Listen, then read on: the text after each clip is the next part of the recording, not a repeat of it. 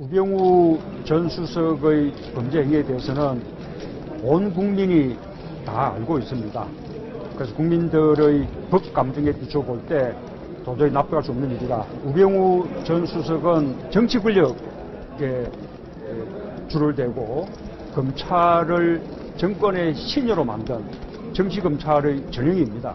이번 기회에 우병우 수석을 확실히 단죄해야 그것이 정치검찰을 청산하는 그런 계기가 될 것입니다. 문 대통령이 한 2달 전, 석 달 전 말이 아직도 유효하군요. 그러니까 소 국장님. 네. 준비한 거 보면은 결국은 타깃이 우병우 전 수석 아니겠어요? 문재인 대통령의? 우병우 전 수석은 이제 상징화된 것이고요. 예. 궁극적으로 겨누고 있는 것은 결국 검찰을 지금 겨누고 있다. 저는 그렇게 봅니다. 예. 그러니까 우병우 전 수석과 관련해서 지금 문 대통령이 이야기한 것이 이제 두 가지 부분인데, 첫 번째는 정윤회 문건 2014년 11월 말에 이제 세상의 모습을 드러낸 정윤회 문건에 대해서 그 문건에 지금 돌이켜보면은 그 당시 문건 내용이 상당 부분 이 사실에 가까웠던 문건 내용이었지 않습니까? 그런데 그 부분을 당시에 민정수석실에서 이른바 국기문란, 오히려 문건 내용보다는 문건의 유출 과정에 초점을 맞추고 국기문란 사건으로 이렇게 몰아가게 된 그 배후에 우병우 민정수석이 있었던 것 아니냐라는 그런 이제 의혹을 지금 제기를 한 것이고, 그 얘기는 결국 민정수석실이 그 당시에 역할을 제대로 했더라면 지난해 최순실 게이트 같은 그런 일은 안 발생할 수도 있었을 것이다라는 얘기가 이제 깔려 있는 것이죠. 예. 그리고 그러한 바탕에는 결국은 우병우라는 인물로 상징되는 이 이른바 정치 검사들의 이야기가 같이 이제 엮여 있는 겁니다. 그러니까 우 전 수석이 그렇게 됐을 때는 검찰 내의 어떤 그의 뜻을 같이 하는 검사들이 있었던 것이고, 그러니까 그러한 전반에 대해서 조사를 해서 좀 개혁을 해야 되지 않느냐라는 얘기를 문 대통령이 한 것이죠. 그렇기 때문에 이제 전면에 나와 있는 것은 우병우라는 이름이지만 내부적으로 겨누는 것은 결국은 검찰 개혁을 지금 이야기하고 있다. 저는 그렇게 봅니다. 문재인 대통령의 적폐청산 프로젝트 세 번째 인물 모시겠습니다. 바로 이 사람 최순실 씨입니다. 예, 허 교수님 실제로 법원에서 최순실 씨의 신사동 빌딩 처분을 이제 금지를 했단 말이에요. 네네. 적폐청산을 통해서 최순실 씨의 또 다른 국정농단이 드러날 가능성이 있을까요? 그렇죠. 또 다른 지금까지 밝혀진 것 말고도 또 드러날 수도 있는데, 지금은 이제 현재까지 밝혀진 건 지금 법원의 판단에 다 맡겨져 있는 거 아닙니까? 그렇죠. 저 200억대 건물을 동결을 한다는 것은 법원의 결정입니다. 그래서 저거는 대통령의 뜻하고 관계없이 법원의 판단으로 다 진행되는 것인데, 예. 저게 이제 200억대를 하지만 작년부터 최순실 씨가 팔라고 내놨어요. 그래서 170억 정도 있는데 안 팔려갖고 130억대까지 지금 가격이 내려가 있는 상태인데, 문의는 있지만 사겠다는 매수자가 나타나지 않는 상황이고, 실제 지금 이게 뇌물로 인정이 된다면, 뇌물죄가 성립이 된다면 뇌물 액수만큼 다 추징이 되기 때문에 저는 통째로 다 국고로 기속될 가능성이 많이 있습니다. 그러니까 아마 그 전에 이걸 처분하려고 최순실 씨도 그것을 예감하고 처분을 위해서 발부등을 쳤던 것 같은데, 실제 매수자들도 이런 이제 법적 권리의 문제가 발생하기 때문에 알아만 보고 전혀 이제 매수 의사를 밝히지는 않은 그런 상황인 것 같은데요. 사실은 이제 이 건 말고도 어쨌든 박근혜 대통령 출범을 전후해서 어쨌든 불법적인 정치를 통해서 생긴 어떤 국정농단과 관련해서 이득을 취한 것들이 있다면, 그것이 법원에 의해서 판단이 다 되어진다면 재산은 다 몰수가 가능하다. 그러나 과거에 30년, 40년 전에 있었던 것은 그렇죠. 그런 거는 불가능하죠. 다만 이제 주제가 좀 다릅니다만은 홍준표 지사님 이야기를 잠시만 드리면은 예, 원래 한 달에서 2달 정도 있을 거라고 예상이 나왔어요. 근데 오늘 가시면서 빠른 시일 내에 돌아오겠다 이렇게 이야기를 했는데, 두 분이 정치적인 해석만 다 해주셨는데, 저는 가족적으로 좀 해석을 하면은 이 둘째 아들이 최근에 결혼한 신혼 아닙니까? 이제 막 신혼여행 갔다 와서 신접 살림을 차렸는데 시아버지 시어머니 오셔가지고 한 달, 2달을 계시면은 살림들이 얼마나 힘들겠습니까? 그래서 이제 정치적 이유로 빨리 오겠다 하시는 것 같지만 실제는 이런 가족적 어려움도 있지 않을까, 그런 예상도 좀 됩니다. 제 생각에도 그쪽에 더 무게가 실리는 것 같아요. 어찌됐건 이 문재인 대통령이나 조국 신임 민정수석이나 정윤회 문건과 이 여러 가지 최순실 게이트에 대해서는 은폐와 외압이 어느 정도 있었다, 이렇게 해석을 하는 것 같은데요. 문재인 대통령의 적폐청산 프로젝트에 버티는 이 사람이 있습니다. 화면으로 만나보시죠. 제가 당시 그 조사를 봤는데 너무 정신도 없고 너무 좀 부끄러워갖고 직원한테 신분을 밝히지 못했습니다. 그러면 이 사고를 경험 삼아서 앞으로 청장 후보자께서 승진을 시켜야 될 경찰이나 또는 후배 경찰이 이런 음주사고를 냈을 때 과연 청장님이 징계를 하고 해임을 하고 강동을 할 수가 있겠습니까? 예, 의원님께서 지적하시는 그런 부분이 제가 가장 어려운 부분이라고 생각합니다. 준비한 거 마지막으로 보시겠습니까? 지금 이철성 경찰청장입니다. 적폐청산 프로젝트의 마지막이 될 수도 있을 것 같은데 일단 뭐 박 전 대통령의 순장조라고 일컬어졌지만 사퇴를 지금 이현정 의원님 거부하고 있어요. 이유가 뭡니까? 아마 이제 오늘 보니까 이철성 청장에 대해서는 좀 묘한 분위기가 좀 이렇게 있어요. 왜냐하면 오늘 이제 표창원 의원이 아마 이제 경찰 출신이죠. 경찰대 교수 출신인데 표창원 의원 인터뷰를 하면서 이철성 청장은 지난 촛불 집회를 잘 하도록 했다. 그리고 촛불 집회에 있을 때 잘 집회를 관리를 해서 참 기여한 바가 크다. 이런 칭찬을 이제 했습니다. 이제 그런 걸로 보면 지금 사실 어떤 면에서 보면 이철성 청장 같은 경우는 임명 당시부터 이제 그 음주 단속에 음주 걸린 거에 대한 은폐 문제라든지 또 뭐 최순실 인사가 아니냐 등등에 서 논란이 많이 됐었죠. 근데 이제 본인이 어제 이제 사퇴할 거냐 보니까 저는 사퇴할 생각이 없다라고 이야기를 했어요. 그리고 지금 뭐 여당 내에서도 이철성 청장에 대해서는 크게 뭐 이야기가 나오고 있지 않아요. 예. 이런 걸로 보면 조금의 어떤 분위기 변화가 있지 않는가. 그건 뭐냐면 아마 이철성 청장이 지난 그 촛불 집회에서 특히 이제 어떤 촛불 집회를 잘 또 뭐 허용을 했고 또 관리를 해왔다. 그리고 뭐 태극기 마찬가지고 이것에 대한 것들이 좀 여권 내부에서 좀 긍정적인 평가를 내리는 것이 아닌가라는 그런 기류도 좀 있습니다. 그런데 고 박사님, 뭐 네. 일각에서는 뭐 최순실 씨 입김이 들어갔다라는 얘기도 있었는데 어쨌든 이게 임기직이고 본인이 버티겠다고 하면 문재인 대통령에서는 측 입장에서는 뭐 일부러 내보낼 수는 없는 거잖아요. 골치 아픈 일이죠. 근데 사람이 눈치가 있고 염치가 있어야 하는 겁니다. 아까 홍준표 전 후보 그 아들 집에서 이렇게 몇 달 있겠냐 해갖고 웃었는데 그래서 한 달뿐이 아닌 것 같다. 자 빨리 오겠다 하는데 홍준표 지사가 얼마나 눈치가 빠른 분입니까? 아마 가더라도 신혼부부 집에 하루 정도뿐이 있지 않을 것 같아요. 다른데 호텔에 있지 그런 정도 눈치가 없는 분이 아닌데 이분은 이철성 경찰청장은 정말 눈치가 없는 분 아닌가 보여져. 저는 임기직은 임기를 다 마치는 것이 원칙이다. 그것이 정권이 바뀌든 누가 바뀌든 그것이 원칙이라고 보지만 1년 3개월 남았어요. 네, 그것이 원칙이라고 보지만 이철성 이 경찰청장은 여러 가지로 그동안 문제가 많았던 흠결이 많았던 사람입니다. 음주운전 그 차가 거의 뭐 폐차가 될 정도로 음주 사고를 냈는데 아무 일이 없었던 것처럼 처리가 됐던 것 아닙니까? 그것도 청문회 과정에서 논란이 됐었고 더군다나 지금 말씀하신 대로 이 최순실 씨가 추천을 한 것으로 뭐 그 사실로 밝혀진 것은 아닙니다만은 뭐 장시호 씨라든가 이 증언으로 봐서는 상당히 개연성이 높은 그런 사안이란 말이에요. 그렇다고 한다면은 이런저런 구설수의 고위직이라는 것은 본인의 잘못에 관계없이 구설이 오르고 그것이 국민적인 관심사가 되면은 거기에 응분후 도덕적, 정치적, 어떤 행정적 책임을 지는 것이 고위직이 가져야 할 기본적인 자세라고 보는 겁니다.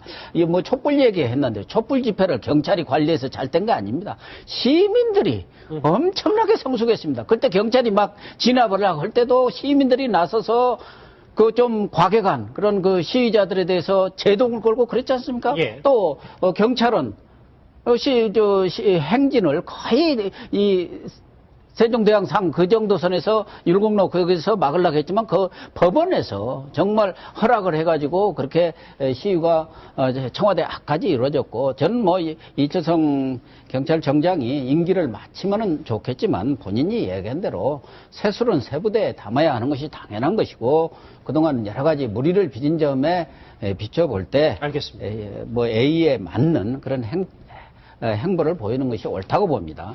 첫 번째 주제를 정리하기 전에 못다한 저 얘기가 있어요. 이제 박근혜 지우기의 돌입 이제 어느 정도 가닥이 잡혔는데 문재인 대통령 당선에 박 전 대통령이 좀 담담할 것이다라는 전언이 있었는데 친박 핵심인 홍문종 의원 이렇게 얘기했습니다. 목소리 들어보시죠. 뭐 박근혜 전 대통령도 문재인 대통령 당선을 알고 계시겠죠? 알고 계시겠죠. 네, 뭐 심정이 어떠실까요 지금? 네, 담담하시지 않으시겠습니까? 네. 예. 문재인 대통령께서 모든 국민의 대통령이 되겠다 이제 이렇게 말씀하시지 않으셨습니까? 네. 그래서 이제 대통령이 되셨는데 그래도 60%의 국민들은 문재인 대통령에게 찬성표를 보내지 않았거든요. 네. 그래서 그분들을 이렇게 아우를 수 있는 방법이 뭘까? 이제 그런 의도에서 네. 박근혜 전 대통령에 대한 문제도 언급을 한 것이 아닌가 그렇게 생각을 하고요. 네, 뭐 우선 담담하지 않겠습니까? 이렇게 이야기를 하는데 심정이 어떨까요? 담담하기보다는 뭐 어찌됐건 이 문재인 대통령이나 조국 신임 민정수석이나 정윤회 문건과 이 여러 가지 최순실 게이트에 대해서는 은폐와 외압이 어느 정도 있었다 뭐 이렇게 해석을 하는 것 같은데요. 문재인 대통령의 적폐청산 프로젝트에 버티는 이 사람이 있습니다. 화면으로 만나보시죠. 제가 당시 그 조사를 받는데 너무 뭐 정신도 없고 너무 좀 부끄러워갖고 직원한테 신분을 밝히지 못했습니다. 그러면 이 사고를 경험 삼아서 앞으로 청장 후보자께서 승진을 시켜야 될 경찰이나 또는 후배 경찰이 이런 음주 사고를 냈을 때 과연 청장님이 징계를 하고 해임을 하고 강동을 할 수가 있겠습니까? 예, 의원님께서 지적하시는 그런 부분이 제가 가장 어려운 부분이라고 생각합니다. 준비한 거 마지막으로 보시겠습니까? 지금 이철성 경찰청장입니다. 적폐청산 프로젝트의 마지막이 될 수도 있을 것 같은데 일단 뭐 박 전 대통령의 순장조라고 일컬어졌지만 사퇴를 지금 이현정 의원님 거부하고 있어요. 이유가 뭡니까?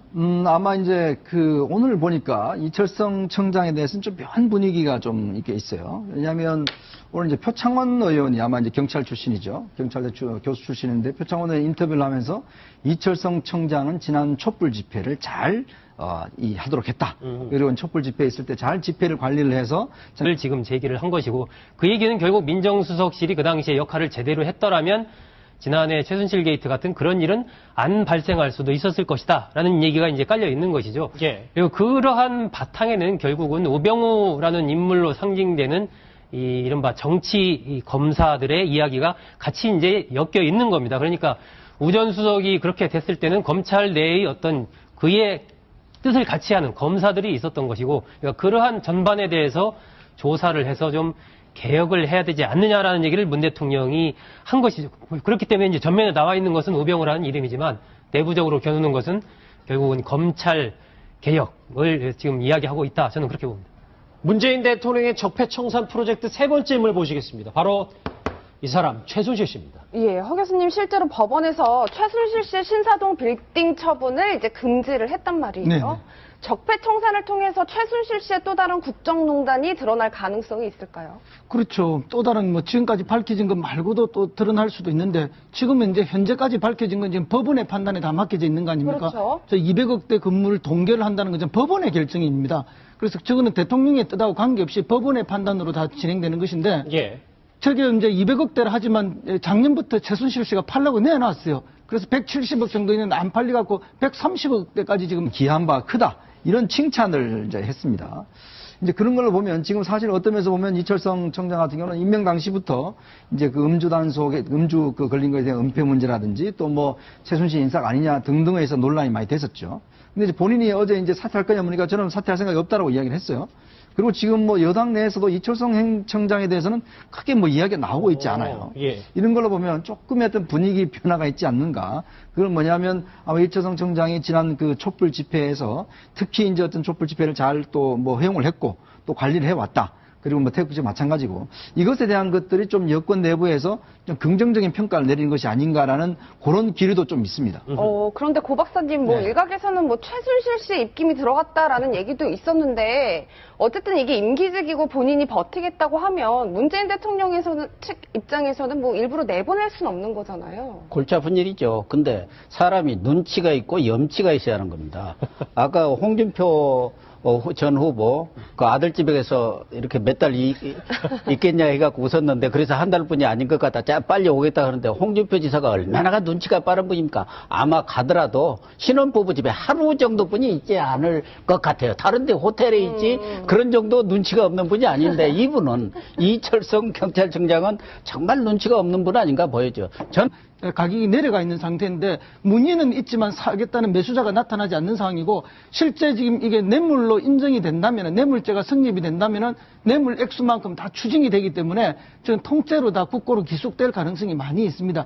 그러니까 아마 그 전에 이걸 처분하려고 최순실 씨도 그것을 예감하고 처분을 위해서 발부등을 쳤던 것 같은데 실제 매수자들도 이런 이제 법적 권리의 문제가 발생하기 때문에 알아만 보고 전혀 이제 매수 의사를 밝히지는 않은 그런 상황인 것 같은데요. 사실은 이제 이 건 말고도 어쨌든 박근혜 대통령 출범을 전후해서 어쨌든 불법적인 정치를 통해서 생긴 어떤 국정농단과 관련해서 이득을 취한 것들이 있다면 그것이 법원에서 판단이 다 되어진다면 뭐 재산은 다 몰수가 가능하다. 그러나 뭐 과거에 뭐 30년, 40년 전에 있었던 것은 그런 거는 불가능하죠. 다만 이제 뭐 주제가 좀 다릅니다만은 홍준표 지사님 이야기를 잠시만 드리면은 원래 한 달에서 2달 정도 있을 거라고 예상이 나왔어요. 근데 오늘 가시면서 빠른 시일 내에 돌아오겠다 이렇게 이야기를 했는데 두 분이 정치적인 해석만 다 해주셨는데 저는 가족적으로 좀 해석을 하면은 이 둘째 아들이 최근에 결혼한 신혼 아닙니까? 이제 막 신혼여행 갔다 와서 신접 살림을 차렸는데 시아버지 시어머니 오셔가지고 한 달, 2달을 계시면은 어른들이 얼마나 힘들겠습니까? 그래서 이제 정치적 이유로 빨리 오겠다 하시는 것 같지만 실제는 이런 가족적 어려움도 있지 않을까 그런 예상도 좀 됩니다. 제 생각에도 그쪽에 더 무게가 실리는 것 같아요. 우병우 전 수석의 범죄 행위에 대해서는 온 국민이 다 알고 있습니다. 그래서 국민들의 법 감정에 비춰볼 때 도저히 납득할 수 없는 일이다. 우병우 전 수석은 정치 권력에 줄을 대고 검찰을 정권의 신여로 만든 정치검찰의 전형입니다. 이번 기회에 우병우 수석을 확실히 단죄해야 그것이 정치검찰을 청산하는 그런 계기가 될 것입니다. 문 대통령이 한 2달 전, 석 달 전 말이 아직도 유효하군요. 그러니까 소 국장님. 네. 준비한 거 보면은 결국은 타겟이 우병우 전 수석 아니겠어요? 문재인 대통령의? 우병우 전 수석은 이제 상징화된 것이고요. 예. 궁극적으로 겨누고 있는 것은 결국 검찰을 지금 겨누고 있다. 저는 그렇게 봅니다. 예. 그러니까 우병우 전 수석과 관련해서 지금 문 대통령이 이야기하는 것이 이제 2가지 부분인데 첫 번째는 정윤회 문건 2014년 11월 말 이제 세상의 모습을 드러낸 정윤회 문건에 대해서 그 문건에 지금 돌이켜보면은 그 당시 문건 내용이 상당 부분 이 사실에 가까웠던 문건 내용이었지 않습니까? 그런데 그 부분을 당시에 민정수석실에서 이른바 국기문란, 오히려 문건 내용보다는 문건의 유출 과정에 초점을 맞추고 국기문란 사건으로 이렇게 몰아가게 된 그 배후에 우병우 민정수석이 있었던 것 아니냐라는 그런 이제 의혹